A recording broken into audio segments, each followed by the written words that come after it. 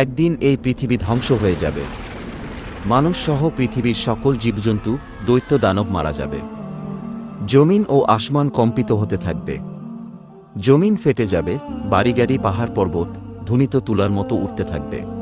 অতঃপর শুরু হবে এক নতুন জীবন, সেই জীবনের নাম আখিরাত।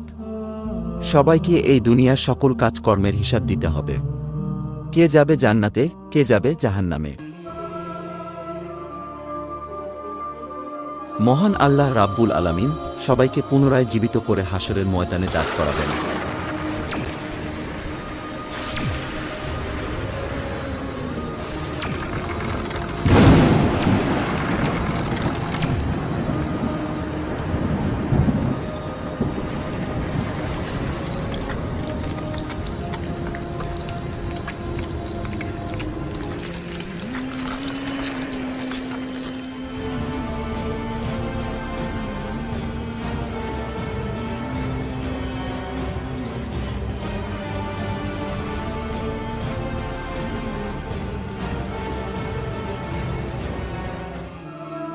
সেদিন প্রত্যেক মানুষকে 5টি প্রশ্ন করা হবে।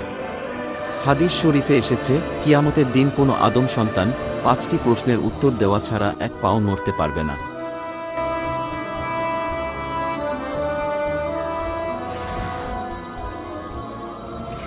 সেদিন তাকে জিজ্ঞাসা করা হবে তার জীবনের লক্ষ্য ও উদ্দেশ্য কী ছিল, এবং তার যৌবনকাল কিভাবে কাটিয়েছে, কিভাবে সে উপার্জন করেছে এবং তা কিভাবে ব্যয় করেছে, তার জ্ঞান বা বিবেক অনুসারে কর্ম করেছে কিনা, আর মহান রবের ইবাদত করেছে কিনা।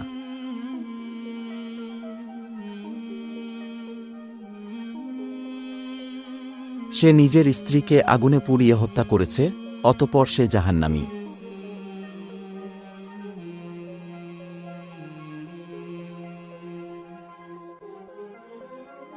অনেক টাকা পয়সা থাকা সত্ত্বেও দান খয়রাত করে নাই, অথচ সেই টাকা দিয়ে নেশা করেছে, অতঃপর সে জাহান্নামী।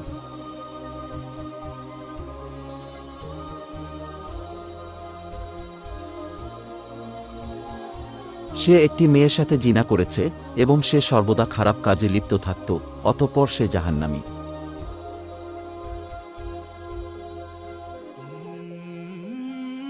নিজের স্বামী থাকা সত্ত্বেও অন্য পুরুষের সাথে জেনায় লিপ্ত হয়েছে, অতঃপর সে জাহান্নামী।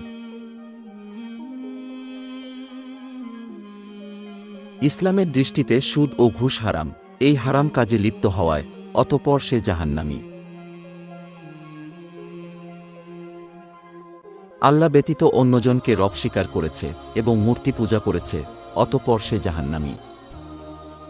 যারা তাদের কৃতকর্মের কারণে জাহান্নামে যাবে, তারা অনন্তকালের জন্য জাহান্নামের কঠিন শাস্তি ভোগ করতে থাকবে।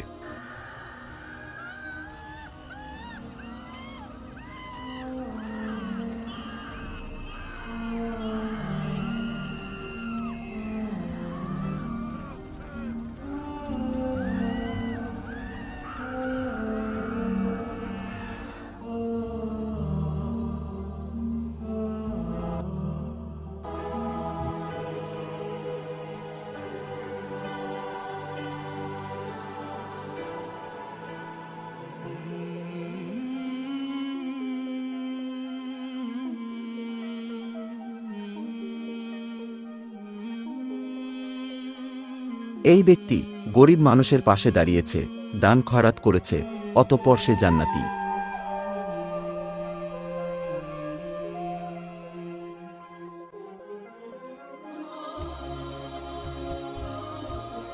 সে হালাল পথে টাকা রোজগার করেছে এবং নামাজ কালাম আদায় করেছে, অতঃপর সে জান্নাতি।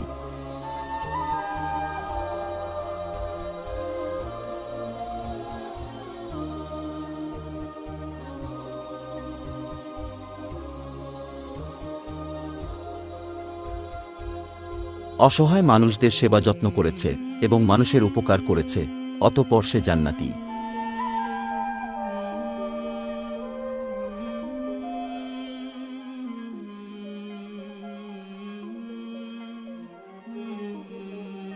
কুরআন ও হাদিসের কথা শুনে তওবা পাঠ করেছে এবং মহান রবের উপাসনা করেছে, অতঃপর সে জান্নাতি।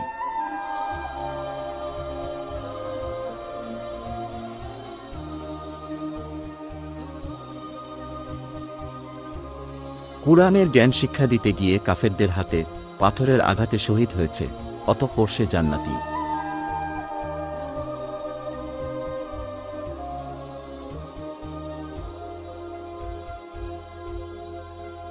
যারা তাদের ঈমান ও আমলের কারণে জান্নাতে যাবে, তারা অনন্তকালের জন্য জান্নাতের নাজ নেয়ামত উপভোগ করতে থাকবে, যা কখনো শেষ হবার নয়।